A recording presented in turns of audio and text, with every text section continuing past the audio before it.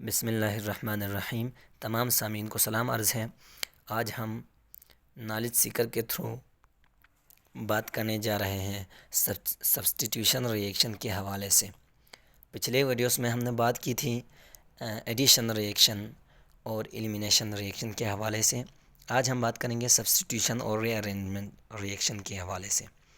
Substitution reaction की तरफ हम बढ़ते हैं। The reaction in which one functional group is replaced by another functional group is called substitution reaction। ये एक ऐसा अमल है, ऐसा रिएक्शन है जिसमें क्या होते हैं, एक फंक्शनल ग्रुप जो हमारे पास है, यानी हमारे पास यहाँ पर एग्जांपल में हम देखते हैं फंक्शनल ग्रुप क्या है, Cl हमारा फंक्शनल ग्रुप है, CH3Cl ये हमारे पास फंक्शनल ग्रुप है।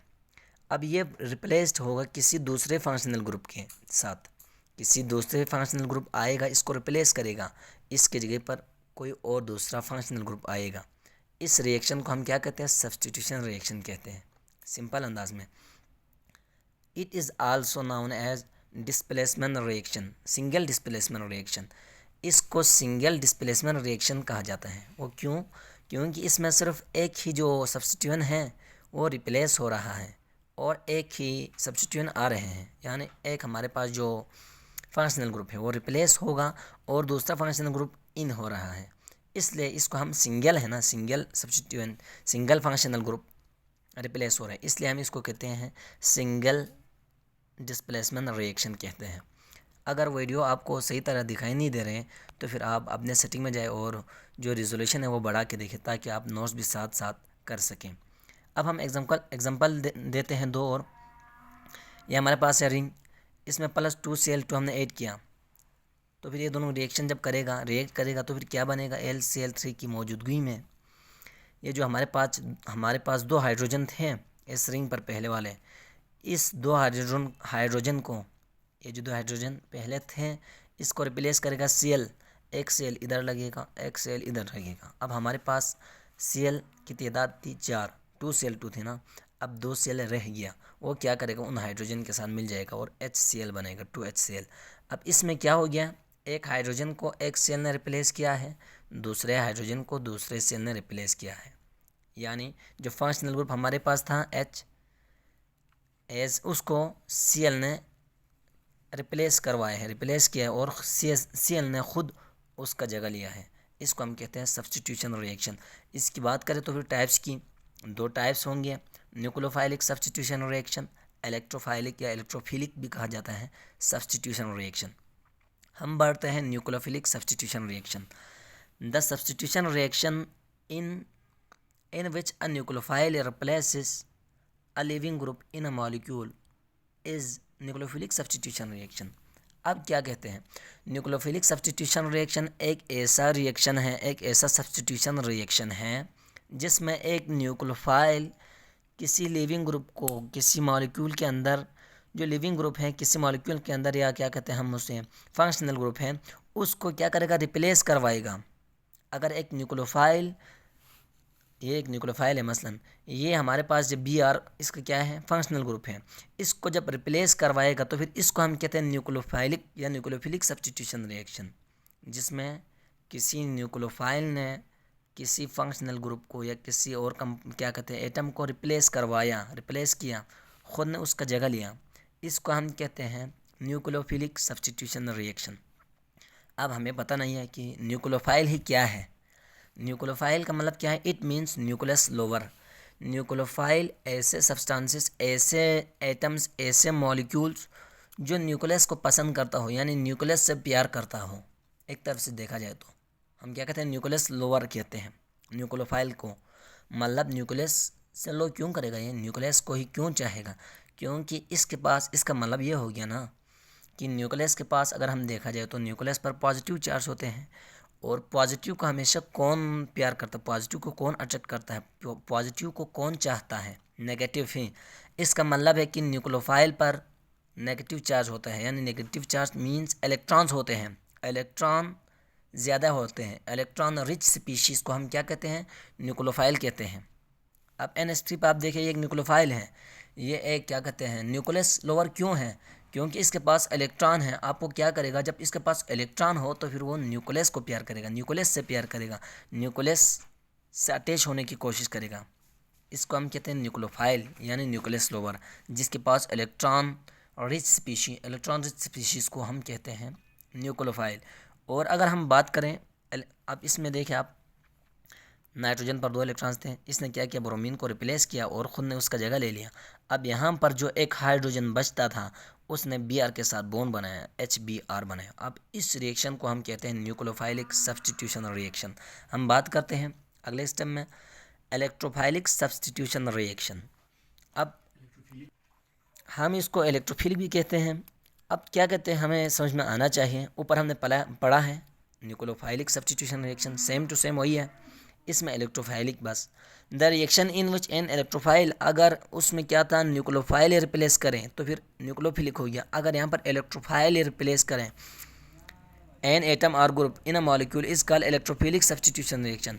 अगर कोई इलेक्ट्रोफाइल किसी ग्रुप क्या कहते हैं किसी मॉलिक्यूल में से किसी एटम को या फंक्शनल ग्रुप को रिप्लेस करें तो फिर उस रिएक्शन को हम कहते हैं इलेक्ट्रोफाइलिक सब्स्टिट्यूशन रिएक्शन या electrophilic substitution reaction.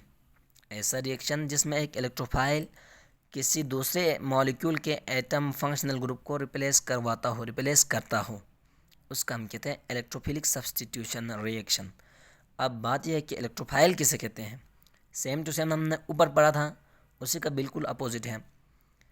Electrophile means electron lower, ऐसे स्पीशीज़ जो इलेक्ट्रॉन को चाहता हो, इलेक्ट्रॉन से प्यार करता हो। इलेक्ट्रॉन से प्यार कौन करेगा, वो स्पीशीज़ करेंगे जिनके पास पॉजिटिव चार्ज हो, यानी जिनके पास इलेक्ट्रॉन की कमी हो।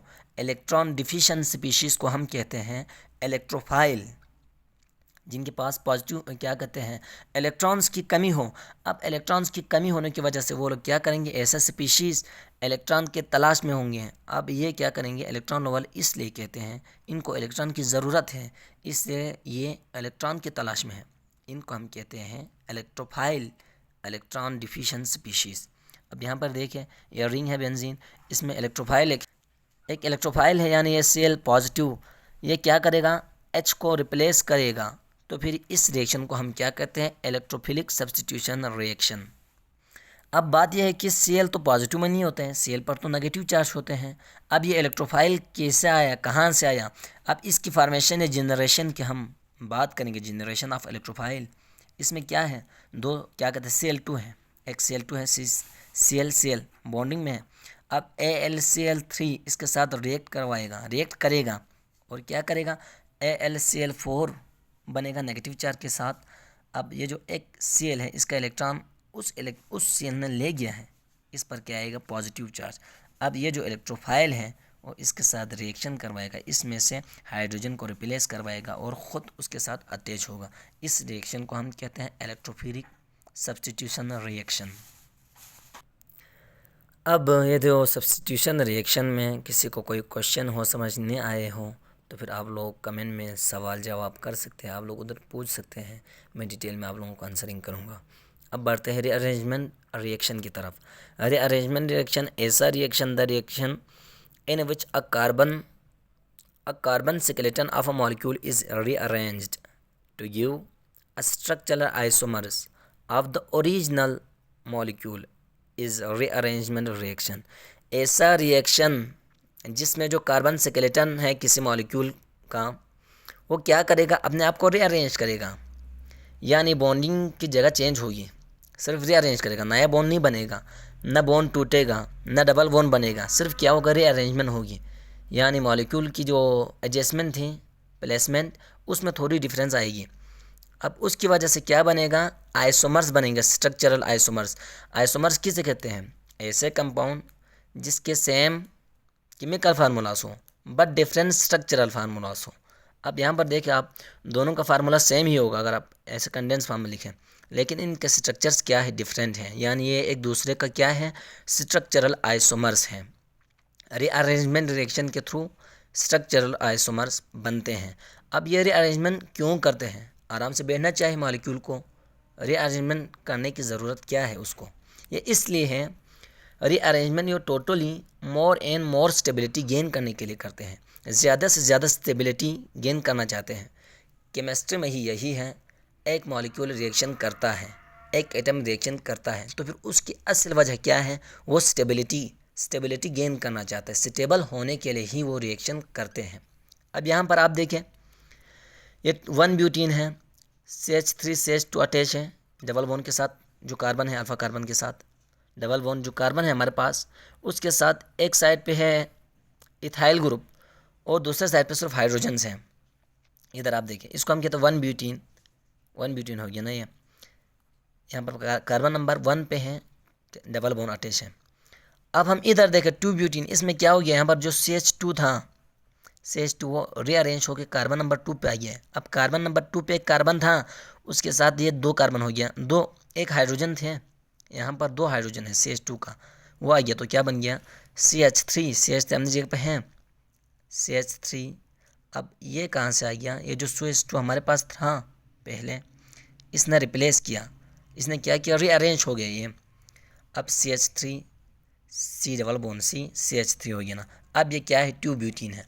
अब 1 ब्यूटीन से ज़्यादा 2 ब्यूटीन स्टेबल है, 2 ब्यूटीन की स्टेबिलिटी 1 ब्यूटीन की निस्बत ज़्यादा है।